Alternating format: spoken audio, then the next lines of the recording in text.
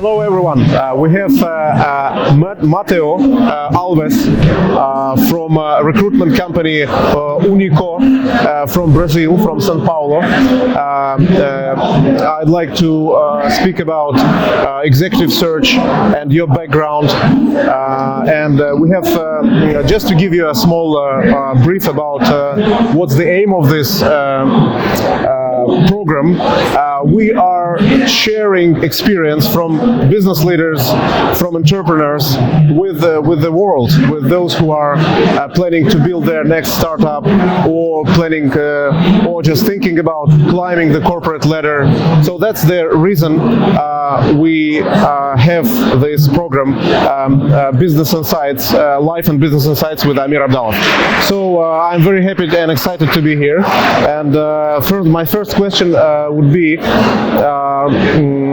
Matteo, how do you find talents in your company, in executive search?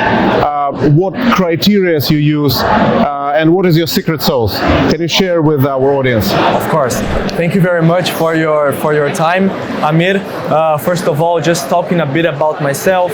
My name is Matheus. I work for Unico. Unico is a recruitment company from Brazil, an executive search company. We have only 3.5 years old, and we have the privilege to win the prize of the best executive search and best in candidate care from all Americas. Impressive.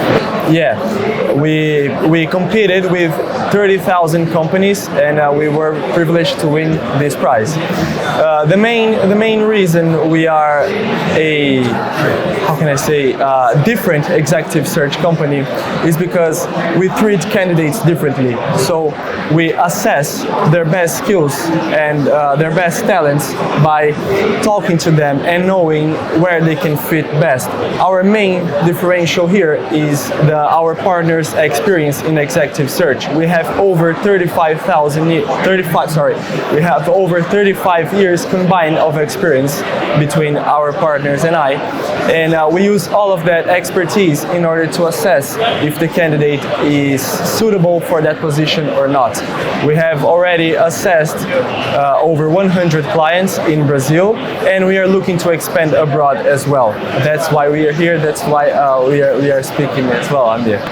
So my second question is about your background. How you came to join this company, why you have chosen this path, executive search, and what you did before. What is your background, the high school, the university? Yeah. So I graduated in business administration from Fundação Getúlio Vargas, which is one of the top administration universities in Brazil. After that, I started my career working in corporate investigations and anti-money laundering. I spent over 3 years working with that, and I recently transitioned to executive search. I see that executive search is a really important role in Brazil now because we are a huge emerging market, and we have a desperate need for leaders, and it's not easy to find leaders. We are in the middle of an election now. We are in the middle of a presidential election, so it shows this political scenario shows how hard it is to find leaders, and it's not different when you're trying to find a leader for a company. It's almost the same thing. Can you talk a little bit more about your clients? So you serve your clients in financial sector, in e-commerce. Who are your clients? We put ourselves as agnostics. We don't have a specific segment we work on. So we work with, it depends. We work with fintechs, we work with startups, we work with well-settled industries. So we work with different lifetime companies, and we work with different segments as well. So we have a few banks in our portfolio, we have a few industries in our portfolio, several companies listed on the Brazilian stock market, and we already assessed a few unicorns as well, a few Brazilian unicorns to find executives. We work with mainly senior management, so C-levels, directors, and senior management as well. We have talked about probably a couple of minutes ago before this interview. We talked about soft skills and the importance of assessing the soft skills, because right now when you measure, when you, let's say, weigh hard skills, shall you focus on hard skills or soft skills? Well, you have to balance it.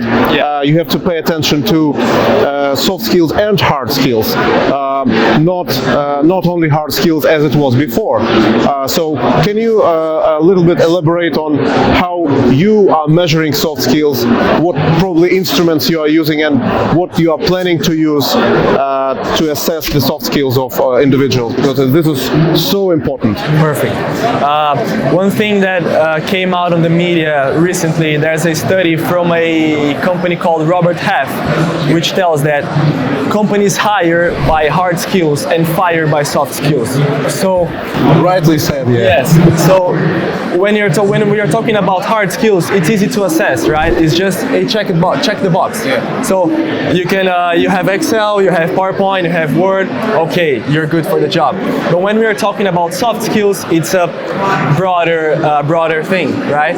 You have to know about culture. You have to know about how you deal with people, negotiation, and everything. Absolutely. Nowadays, for us, we have a big challenge to assess these soft skills. What we do now is we have a competence test in which we tell candidates to present to us some business cases in order for us to assess if the soft skills are there or not. Our clients tells us a few of the soft skills they want to have in this specific professional, and we try by the business cases and all of the process of the interviews and knowing the candidate to see if the person has the soft skills or not. But I was very amused when I saw Call Panda, because you have a how can I say, wonderful product to assess these soft skills. You mix science, you mix technique with a very subjective subjective point. Yeah. Thank you very much. Yeah, and there are certain companies, recruitment, two different kinds of companies, recruitment companies. Two groups. One group, they are saying that, oh, we don't need to change anything. We are fine with assessment of just by doing the interviews. But we have to use machine learning and to remove the bias and remove this human, let's say, human bias. That's our product. What we're doing. For us, it's really hard, because when we're talking about HR areas inside a company, so let's say a talent acquisition area, you have all the soft skills that company has, because when you're talking about a big company, it has all of their values, all of their culture, you have everything already settled. But when you're talking about an executive search company, when you have over 100 clients, how do we differentiate what is best for each one of them? So it's a very strategic need for us right now in order to assess what soft skill is better for each company. And especially for executive search, because you are finding people who are managing the team, and to manage the team, person needs to have so-called social skills, as we were talking about, and it was written in Harvard Business Review magazine. And social skills, this ability of understanding what's on mind or on your team, with your team members, to scan, to understand, to have this compassion towards your team members. So yeah, absolutely. And it's hard. It's kind of easy for us because we have a very empirical way to assess soft skills. Because as I told you, we have over 35 years of combined experience on executive search. So we know if the candidate candidate has or not the skills we are looking for. And I'm not talking about hard skills here, I'm talking about soft skills. We know about culture, we know about the way he deals with people, he deals with clients, so it's kind of easy for us to assess that. But it's a necessity now. The market is going to a more technology-driven way, a more data-driven way. So we need data, we need technology, we need artificial intelligence to assess these kind of skills. So we cannot rely only on our experience anymore. We need technology, we need artificial intelligence. Good. Let's shift right now to giving a piece of advice for future business leaders, for entrepreneurs, for those who are dreaming about creating a company that you are working for and building the teams. What piece of advice you can give to future business leaders? Those people, just imagine we are talking about a guy sitting somewhere in a village in Brazil, and the person has only a mobile phone and a charger and probably a bicycle. I'm always saying that, and he or she is just sitting and watching YouTube videos and trying to learn, trying to dream and make an impact. So based on your experience, what 3 qualities are very important for success for future business leaders, for future entrepreneurs? No one does anything alone. So in order to build a business, in order to be successful in life, you will need help. You need to be humble enough to find someone which share the same value as you. So it's very important to find people that share the same values as you, that are motivated enough to go through the corporate ladder or to break the barriers in order to get to the objective you're looking for. So I think that the main thing here is to find people that are connected to your vision. That's the main point, because there's nothing in this world someone will do alone. You need someone by your side, and you need someone that wants to strive as you want. I'm very glad to meet with you, and we will do a pilot together. So let's see what results it can bring to your company. Perfect. Me too. I hope we can do a lot of business in Brazil. Thank you very much. Thank you. Probably I'll fly to Brazil sometime. Yes, of course. Meet us at our office. Thank you. Thank you. Thank you, Amir. Thank you very much.